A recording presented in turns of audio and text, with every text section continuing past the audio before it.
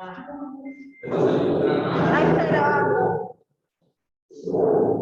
Ahí está grabando. Hay que claro. Hermosa, Hola. Saludar a la cámara.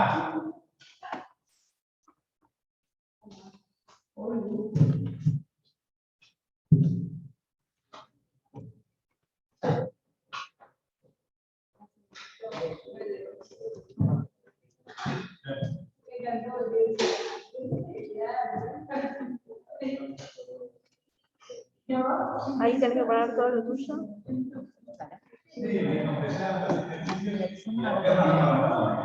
No, porque grabamos todo. Ok, hermoso.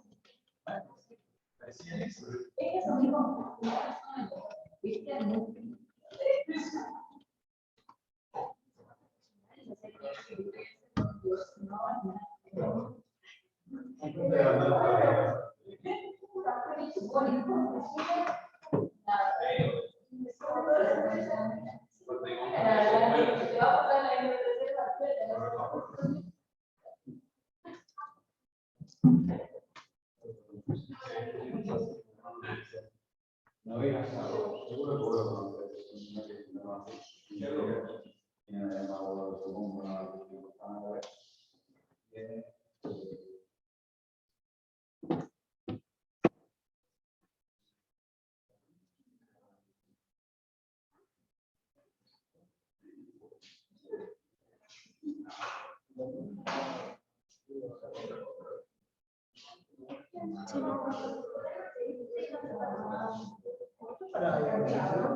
¿Cómo?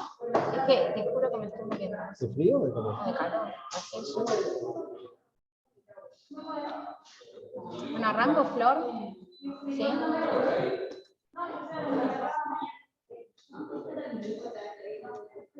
Bueno, chicos, arranco porque me tengo que ir yo. No sé qué charlaron ya de diabetes. Mica, ¿qué pasó la vez pasada? Algo de prediabetes. Bueno, es que nada, primero como una mínima introducción, una clasificación así general. Hay, no sé si seguramente saben todos que hay distintos tipos de diabetes. Tenemos la diabetes tipo 1, que es la autoinmune, que en general la verdad que es en general la diabetes que maneja más endocrino. Nosotros quizás tanto en el consultorio no la vemos. Es el déficit absoluto de la secreción de insulina por parte del páncreas y se caracteriza por los pacientes suelen presentarse con tendencia a la cetosis, se ve bien en la infancia, hay asociación con otros anticuerpos, con otras enfermedades autoinmunes, ¿sí? Después, bueno, la diabetes tipo 2, que es más la nuestra, digamos, la más frecuente, incluso está asociada a 100% de insulina resistencia. Hay predisposición genética, siempre hay algún antecedente familiar en general, es multifactorial, ahora vamos a ver, se asocia a varias cosas más. En general los pacientes, la verdad que al momento del diagnóstico son pacientes que suelen tener otras comorbilidades, y al momento del diagnóstico ya tienen, la mayoría, al menos un 50% de ellos tienen complicaciones crónicas, ya cuando uno le hace el diagnóstico, ¿no? Bueno, es una diabetes que no tiende a la cetoacidosis, no debería ser una diabetes que uno la ve descompensada en la guardia, ¿no? Después, bueno, diabetes gestacional y otros tipos de diabetes que están asociadas a endocrinopatías, etc. Después, la verdad que hay muchas otras clasificaciones dentro de las diabetes autoinmunes, por ejemplo, dentro de la diabetes tipo 1, quizás hay una diabetes autoinmune más del adulto, que la escucharon hablar, quizás LADA, diabetes tipo LADA, quizás les resuena. Pero bueno, eso es un poco más la clasificación. Y bueno, con respecto al diagnóstico, no sé si todos tenían idea, la mayoría de ese consultorio, ¿verdad? Suelen manejar, por lo menos saben hacer el diagnóstico, ¿sí? Los chicos que arrancaron ahora, ¿sí? ¿La tienen clara? Bueno, en general el paciente sin síntomas, y bueno, nosotros usamos 2 glucemias en ayuno, mayor o igual a 126, uno hace el diagnóstico, lo mismo una curva de tolerancia a las 2 horas, tiene que ser mayor o igual a 200, y la ADA pone también a la hemoglobina glicosilada, mayor o igual a 6.5. Yo acá les hice una aclaración. La verdad es que la SAD, que es la Sociedad Argentina de Diabetología, no usa la hemoglobina glicosilada, porque nosotros, la hemoglobina glicosilada tiene que ser un parámetro bien estandarizado, y la verdad es que suele haber, por así decirlo, falsos positivos, que puede elevar en un montón de circunstancias, anemias, hipertrigliceridemia, un montón de cosas. Lo que deberíamos usar nosotros para hacer el diagnóstico es la glucemia en ayuno y la curva. Tienen que ser, tienen que ser 2 muestras distintas. Por ejemplo, glucemia en ayuno le ves un 128, si lo repetís a la semana, no es necesario hacer una curva ahí, o puede ser la misma muestra, una glucemia en ayuno y una curva, ¿sí? Y después está el paciente sintomático, que es el paciente el paciente que viene con los síntomas clásicos, una diabetes descompensada, poliuria, polidipsia, pérdida de peso, es como clave, habla de insulinopenia eso, viste, como el paciente que me... o bueno, una glucemia mayor a 200 al azar, ya uno hace diagnóstico con eso. Bueno, hablando un poquito de la diabetes tipo 2, que es la que más vamos a manejar y la que más vamos a ver en consultorio, hay factores de riesgo que la verdad es que se pueden recontra modificar. Uno son la alimentación no saludable, una dieta, una dieta no sana para nada, el sedentarismo, sobrepeso, obesidad y la historia familiar. De estos 4 factores de riesgo, la verdad que hay 3 que son modificables y uno puede trabajar con eso en la consulta, se puede trabajar un montón. Acá les hice una captura de algo de la 4ª encuesta nacional de factores de riesgo, esto es del 2018. Fíjense, no sé si lo llegan a ver, pero del 2005 al 2018 lo que aumentó el sobrepeso y la obesidad acá en Argentina de un 49 a 61%, y también la prevalencia de diabetes, ¿no? Una prevalencia, una glucemia alterada en ayunas y de diabetes de un 10, casi 11%, la verdad es que es un montón, digo, los pacientes que vamos a ver nosotros seguramente es muy probable que se crucen con alguno de estos tipos de pacientes en su consultorio. A ver, entrando un poco al tratamiento, siempre tiene que ser individualizado, cada paciente en particular. Lo que les decía un poco antes, hay que hablar un poco de la alimentación, recomendar actividad física, se recomiendan, por así decirle, 150 minutos de actividad física a la semana, que lo puedes dividir, qué sé yo, media hora todos los días, pero eso uno tiene que insistir porque la verdad que es como una pata del tratamiento clave. Bueno, la educación diabetológica y el tratamiento farmacológico, que la verdad que en el caso de los diabéticos tipo 2, el tratamiento farmacológico es súper amplio, no es solo metformina, uno tiene que elegir el tratamiento en base a varias cosas. Qué sé yo, por ejemplo, un paciente con antecedentes de un infarto, o el paciente que tiene enfermedad renal crónica, hay distintos tipos de fármacos que van más para esos pacientes, o quizás un obeso, podemos elegir otro, o quizás un adulto mayor en la que la verdad lo único que queremos es evitar la hipoglucemia, elegimos otro tipo de tratamiento, ¿sí? Todo esto, y obviamente el costo, ¿no? Porque, bueno, digo, cada paciente es distinto, hay mucha diferencia en términos de dinero entre los fármacos, las opciones son varias, pero las diferencias en costo es recontra amplia. Bueno, los objetivos del control es lo mismo, el objetivo también es individualizado. En general, lo que se recomienda es una hemoglobina glicosilada menor a un 7%, que es lo que demostró reducción en las complicaciones microvasculares. Se puede elegir un objetivo un poco más estricto en algunos pacientes, como menor a 6.5%, que es en algunos pacientes, quizás pacientes con diagnóstico reciente, una enfermedad de corta evolución, que tienen larga expectativa de vida. Ahí uno puede ser un poco más estricto, y lo que les decía un poco antes, lo de los adultos mayores, que hay 1000 en consultorio también, la verdad que uno no va a ser tan estricto. Querés evitar la hipoglucemia severa, y otro cierto de cosas. Digo, no hay un tratamiento para todos los pacientes en general, hay que pensar y ver qué objetivo vamos a dedicarle a cada uno. Y bueno, algo de tratamiento farmacológico, estoy bien, ¿no, Flor? ¿El tiempo? Algo de tratamiento farmacológico, metformina, seguramente, no sé, la manejan ustedes en consultorio, no sé, ¿valen vos? ¿No? No, Nada. No. De hecho,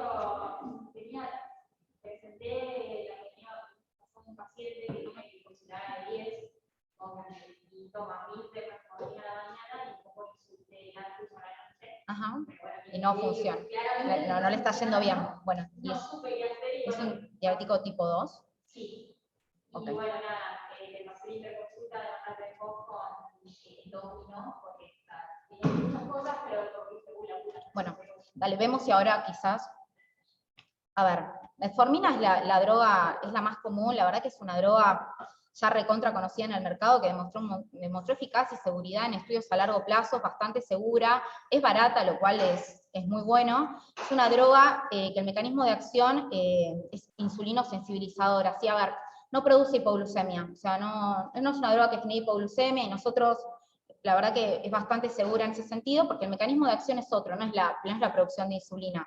Lo que hace es aumentar la captación de glucosa por parte del músculo, del hígado, entonces va por otro lado. El principal efecto adverso es la intolerancia gastrointestinal. Lo que se suele hacer es iniciarla de manera gradual, justamente para evitar los efectos adversos. Se suele iniciar con 500 miligramos antes de la cena, es una buena idea, y a la semana agregar 500 más antes del desayuno, justamente para evitar los efectos adversos de la misma. Por ejemplo, a tu paciente vos hasta 2 gramos le podrías dar. Yo tenía estigmas de insulino resistencia, por ejemplo, no sé, acantosis nígrica, era obeso. Era obeso. Ok, bueno. Tenías como resto más para usar metformina, ¿viste? Tenías margen. Lo que uno tiene...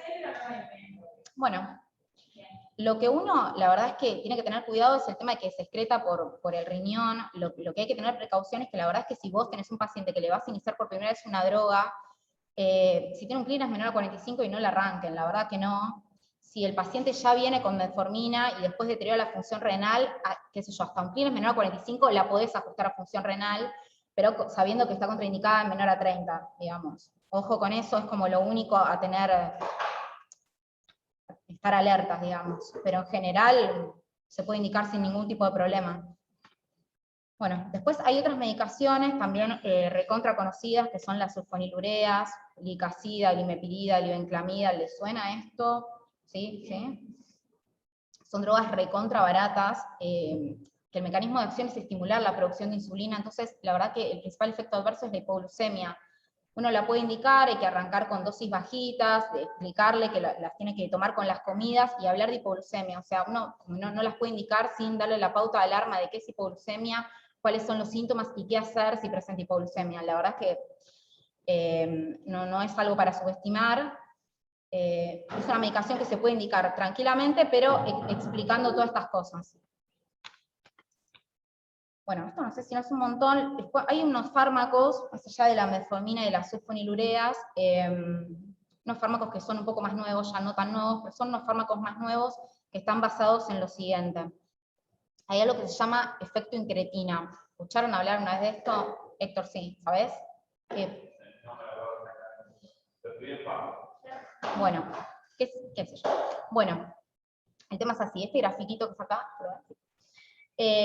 nada, se vio que cuando uno toma glucosa por vía oral, ¿sí? La secreción de insulina en sujetos sanos, como ven, es mucho mayor que si administras glucosa por vía endovenosa, ¿sí? La respuesta es mucho mayor.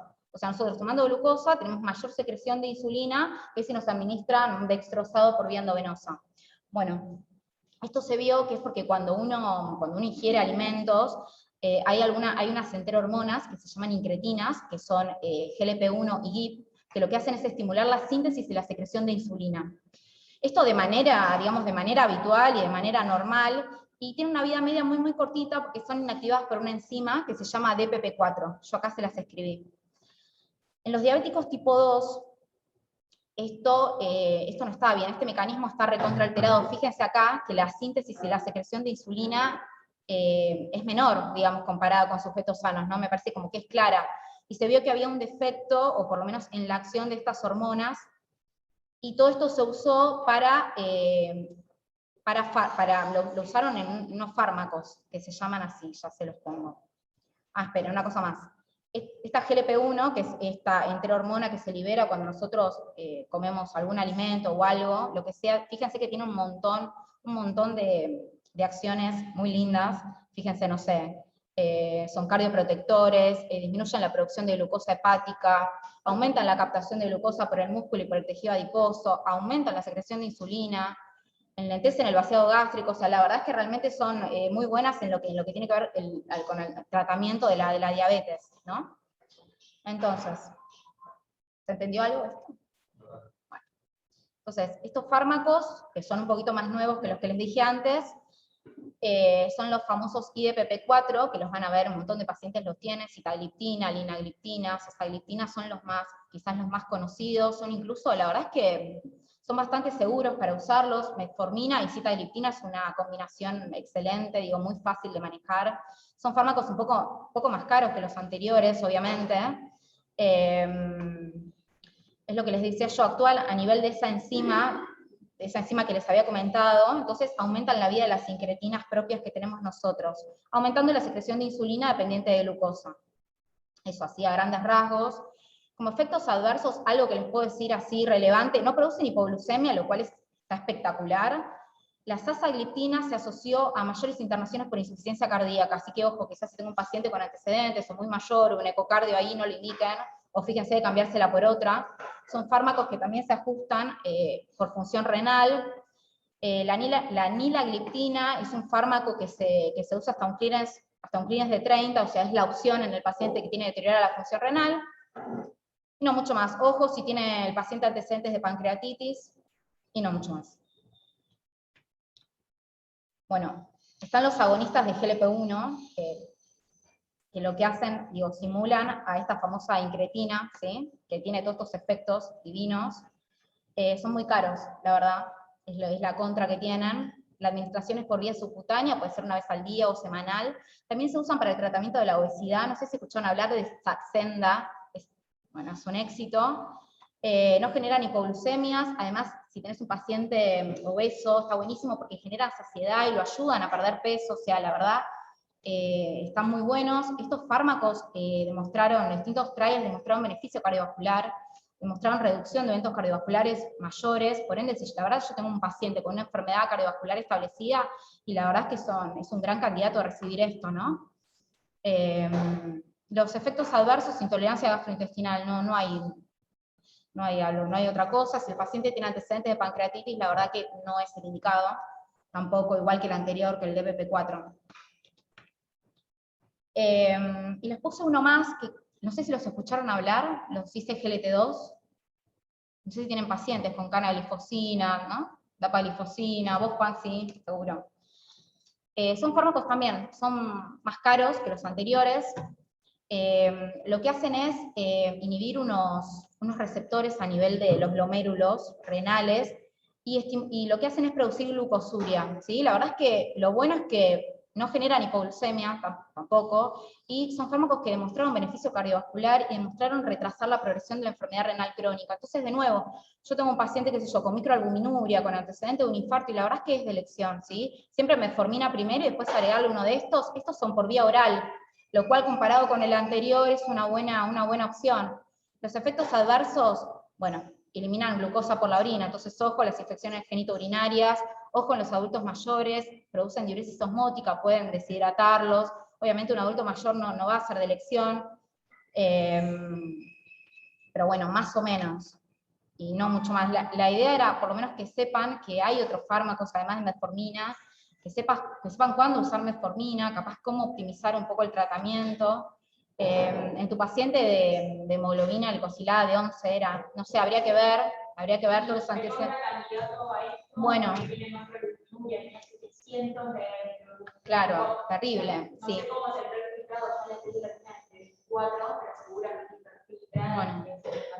por eso, capaz que si tienen pacientes, solo podemos juntar algún día algunos pacientes y charlar entre todos. Me parece que nosotros, como de clínica, en la diabetes tipo 2 podemos hacer cosas. Me parece que la diabetes tipo 1 ya es como más compleja, pero me parece que hay fármacos que podemos aprender a usar y trabajar un poco en eso. Nada más. ¿Alguna duda, algo? ¿No?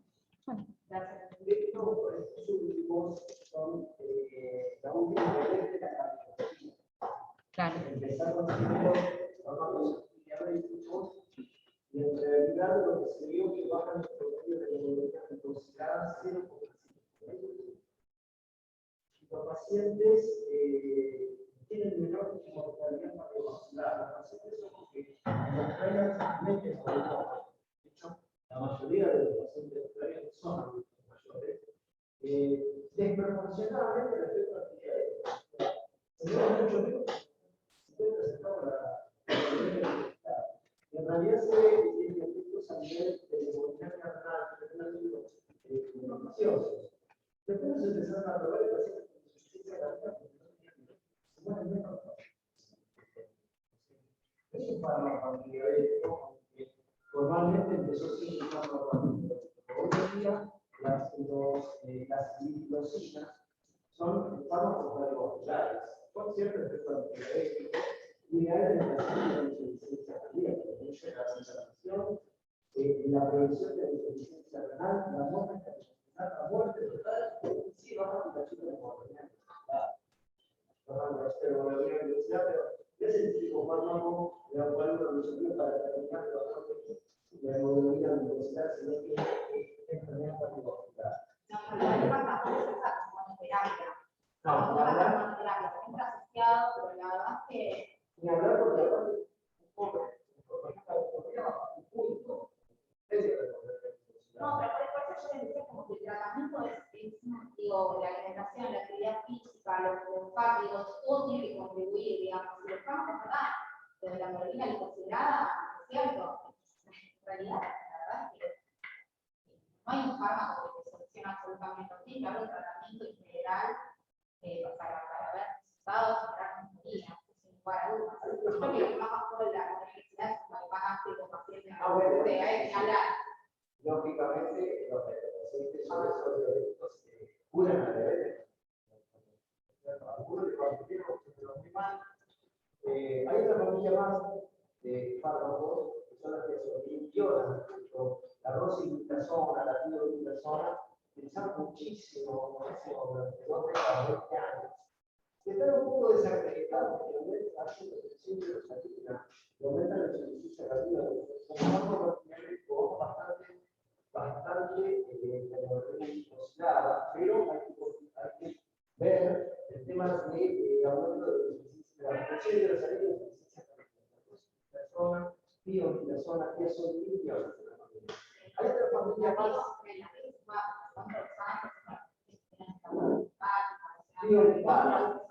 La tiroglitazona también tiene algunos efectos de paciente de paciente. Hay otra familia se utiliza, aunque de menores sustancias, como para conocerlo, son los inhibidores de la absorción de glucosa intestinal, cuyo prototipo es la atarubosa.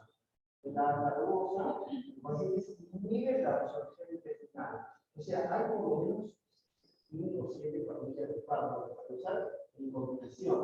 A ver, la hemoglobina, chicos, sulfonilurea, se lo pueden separados y usados como la sulfonilurea, hipoglucemia, siempre tenemos a más, el paciente, el apoco, haciendo la tabla de glucemia, ¿no? Antes del almuerzo, antes del almuerzo, antes de la merienda, antes de la cena, luego antes, luego después, ¿no es cierto? Tenemos un tipo de organización postprandial. Un poquito de insulina, metformina, una sulfonilurea, podrían usar perfectamente sin miedo, ¿no? Cuando el paciente ya lo tiene, no logra los objetivos con dos fármacos, es hora de empezar a compartir el paciente, pero hacer una presentación, ¿no? Usar un inhibidor de tipo P4 son carísimos, las limitaciones son carísimos, y lo que puede ocurrir es que Uno que gran salud que hace un tremendo poquito de cuento, igual digo, hay muchos pacientes que sí, la evidencia que utiliza la evidencia de los cuerpos de salud. Son las lo que ocurre en más seria encima es los fármacos cardiovasculares. Algunos están involucrados y hicieron una pero ¿qué le ponen?